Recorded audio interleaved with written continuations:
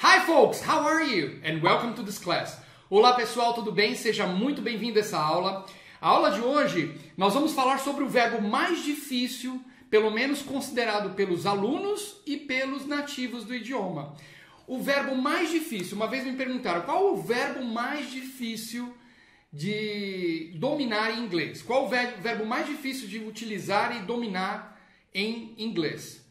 Com certeza, sem sombra de dúvidas, a maior dificuldade tanto dos nativos do idioma quanto dos estudantes do idioma aqui no Brasil é o verbo haver, que é um verbo difícil até em português, né? Vamos combinar. Então, assim, o verbo haver, né, que é utilizado quando a gente fala assim, por exemplo, em português a gente diz, tem uma pessoa ali, tem algo ali, tem um pessoal aí na porta, tem. No inglês, no idioma inglês, você não usa essa construção de verbo ter no sentido de existir, né? Como tem um lápis na mesa, tem um negócio no chão.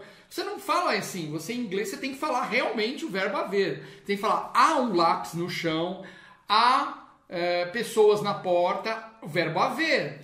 E em inglês você você usa o verbo ter, que é o verbo to have, para indicar posse. Eu tenho um carro, eu tenho uma oportunidade, eu tenho amigos.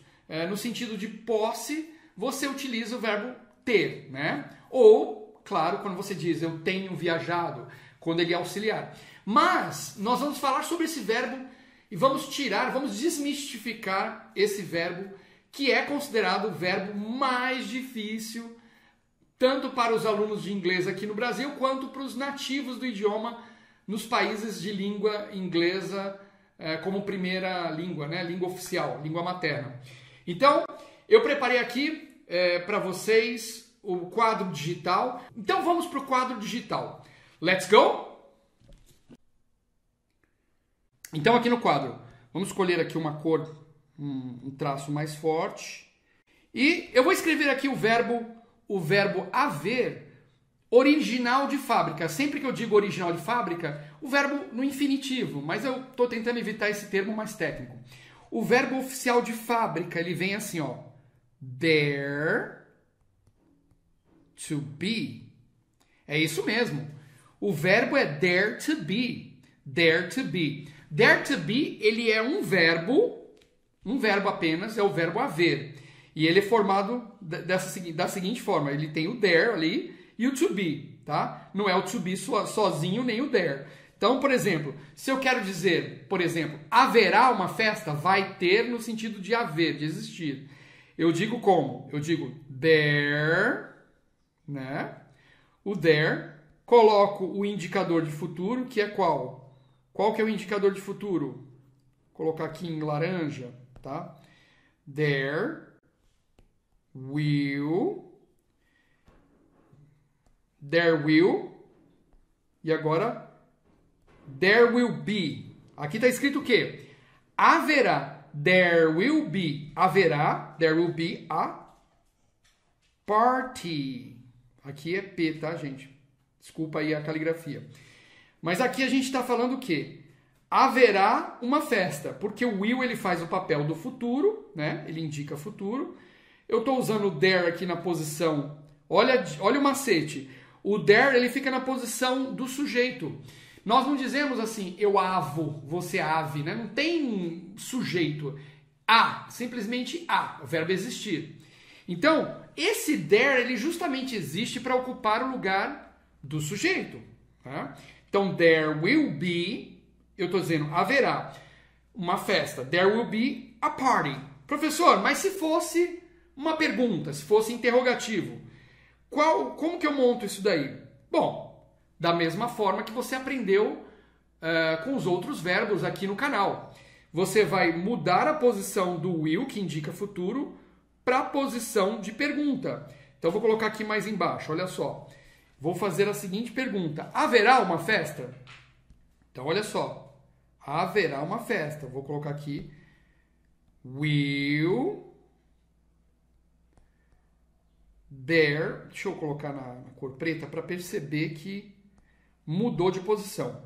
Will there be a party, ou party, dependendo do sotaque. Will there be a party? Haverá uma festa? Então você percebe o quê? Que esse verbo, ele é um verbo especial, digamos assim. Ele é um verbo bem especial. É um verbo especial, diferenciado, porque ele não tem o sujeito. E aí, o verbo original de fábrica, ele é verbo haver. Dare to be. Dare to be. Na hora de conjugar, você vai encontrar várias formas do verbo haver. Vou colocar aqui algumas formas para você conhecer. Por exemplo, o verbo a, uma, singular. Você vai usar there, você vai conjugar there. Volta lá. There is. Há uma festa, tá? Então, uma festa. There is, vamos lá. There is a party. Aqui está escrito, há uma festa. E se fosse, há várias festas, né? Várias festas. Aí eu tenho que colocar, olha só, presente. Há várias festas. É plural. São várias festas. Então, there are vários. Como que se diz vários em inglês? Several. Gosta dessa palavra? Several. Vou escrever aqui, peraí. Vamos lá. Several. Several. Several. Você fala several. Several. Não sei se a caligrafia ficou clara aqui, ó. Mas é o S, S-E, several. Several. There are, porque são várias festas. There are several. Agora eu coloco festas no plural, né? Deixa eu colocar aqui. Opa, vamos lá. Parties, que é festas. Então aqui eu estou falando no plural. There are several, há várias festas. There are several parties. Tudo bem? Então aqui nós exploramos o verbo haver no presente, tanto no plural quanto no singular. Agora, se eu disser houve, se fosse passado, mesma coisa. Você vai usar a forma do verbo haver no passado. Vou colocar até em vermelho aqui, ó. Houve no singular, there was. Houve uma festa, a party. Opa, mas tá ruim essa caligrafia, hein? There was a party. Eu estou dizendo, houve uma, one, que é um, ou a, que também é um, em pronome indefinido. There was a party. Houve uma festa. E se houve várias festas? No passado, plural. Mesma coisa, você vai fazer a forma plural. Sempre a referência ao verbo ser e estar, mas aqui, gente, não é o verbo ser e estar, tá? Aqui a gente está falando do verbo haver. Então, plural no passado é there were. Houve, mas houveram, né? No plural. There were. Agora eu coloco several. Vamos ver se eu consigo melhorar minha escrita aqui, ó. Nossa, mas está muito ruim. Vamos lá. Several. Melhorou? There were não é were, tá? There were several, várias. There were several festas, parties. Gente, eu estou usando aqui o exemplo festas, mas poderia ser. Houve várias oportunidades, plural. There were many opportunities. Ou there were many people. Houveram, né? Houve no passado, plural, muitas pessoas. There was, singular passado. There was a party. Houve uma festa. Houve uma oportunidade. There was an opportunity. Ou one opportunity. Então, eu estou usando essa forma para explicar a estrutura do verbo. Como a gente vê aqui na lousa, o verbo haver, a estrutura dele, a referência dele de fábrica, né? Vamos pensar assim, o verbo de fábrica, para não dizer verbo no infinitivo, o verbo de fábrica é there to be. O segredo é você entender que essa posição aqui é a posição do sujeito. Como não tem sujeito, eu avo, você ave, né? Então, o I, you, he, she e assim por diante, tá? A posição do sujeito é ocupada pelo there. E aqui você tem a forma do verbo to be. nós vamos colocar os verbos que nós aprendemos aqui no canal da Fórmula Mágica nessa posição aqui, ó. A menos que seja uma pergunta, né? Vamos tirar aqui o to, não é isso? E aí, por exemplo, haveria, né? Pode haver, deve haver, deveria haver, mesma coisa, tá, gente? Você vai pegar lá a aula que você viu da fórmula e você vai fazer assim, ó. Por exemplo, deveria haver mais amor, deveria haver mais compreensão. Essa frase, como é que eu diria em inglês? Olha só. Deveria haver. Eu vou usar assim, ó. There, na posição do sujeito aqui, porque não tem eu, não tem você, não tem sujeito da frase. There. Agora eu vou usar o verbo, que é should. There should, e eu preciso do be. Por quê? Para que possa ter o verbo haver, ó, preciso desses dois aqui, né? A somatória dos dois é que faz o verbo haver. There should be, deveria haver, o quê? Mais amor. More amor. Love. Olha a frase que interessante. There should be more love. Deveria haver mais amor, tá?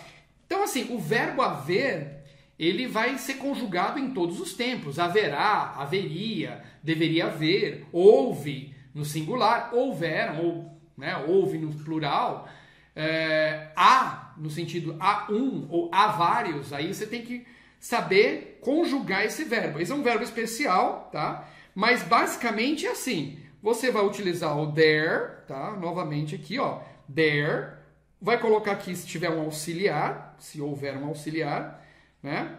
Se houver, já falei o verbo haver, there, e aí você vai usar o verbo there to be. Não é só o be, não é só o verbo to be, tá? E não é só o there. Para que seja realmente o verbo haver, tem que ser essa estrutura. O there na posição de sujeito e o to be complementando. Aí sim você tem o verbo aqui, que é o famoso e tão difícil de dominar, verbo haver, tá? Tudo que nós aprendemos aqui no canal, com a fórmula, com o método da fórmula mágica, eu vou fazer uma rápida aqui, para não estender muito o vídeo, vou fazer várias conjugações com o verbo haver para você perceber, tá? Vou falar assim, há uma caneta, there is, presente. Há uma caneta, there is a pen. Né? Há uma pessoa, there is a person. Ou há um garoto, there is a boy, there is a girl. Estou falando no presente. Agora, há vários, né? Há várias canetas, né? Vamos supor que eu tenho várias canetas. Vou pegar aqui várias canetas para ficar mais real aqui, ó. Vamos lá. Né? Várias canetas. Então, there are many pens. There are many pens. Há muitas canetas. Presente, plural. There are many pens. Usei o verbo haver. There are. Né? Da outra vez eu usei there is. Agora, se for passado tinha ou havia, que a gente fala tinha, né, no português, mas é o verbo haver. Havia uma caneta. There was a pen. Havia várias canetas. There was, não, there were, porque é plural, gente. There were many pens, né, plural. There were many pens. Havia várias canetas. Agora, there were, a gente falou no presente, nós aprendemos, nós conjugamos no presente e no passado. E futuro? There will be, haverá, there will be, haverá o quê? Haverá muitas oportunidades. Vamos fazer essa frase? There will be many opportunities. There will be, haverá many opportunities. Haverá uma festa. There will be a party. Agora, haveria. There would be. Pode haver, there can be. Pode haver 100%. Pode haver 50% de probabilidade ou uma permissiva. There may be. Pode haver mais fraco, né? Pode haver assim de uma chance remota, de uma probabilidade menor. There might be. Pode haver. Por exemplo, pode haver um problema. There might be a problem. Agora, deve haver. There must be. Por exemplo, deve haver respeito. There must be respect. E deveria haver. There should be. Nós vimos there should be. Então, there should be, there must be. E agora, poderia haver. There could be. Utilizando could, você tem o efeito do poderia. There could be. Mas veja que a posição dos auxiliares sempre no meio do verbo haver. There, a menos que seja uma pergunta. Ele vai deslocar para a posição de pergunta. Espero que tenha sido claro. Não quero estender muito esse vídeo. Espero que ajude você a compreender melhor esse verbo que é considerado um dos verbos mais difíceis na língua inglesa, que é o verbo haver, tá bom? Thank you very much and see you next class, my friend. Bye bye! Se você quiser adquirir o nosso curso, nós temos um curso online completo, estamos num preço promocional. Esse curso é dentro de uma plataforma de ensino à distância, onde você pode fazer os exercícios online, praticar, tirar suas dúvidas no sistema de WhatsApp do curso. E eu vou deixar o link aqui, em algum lugar desse vídeo, à sua disposição para conhecer o nosso curso online, tá bom?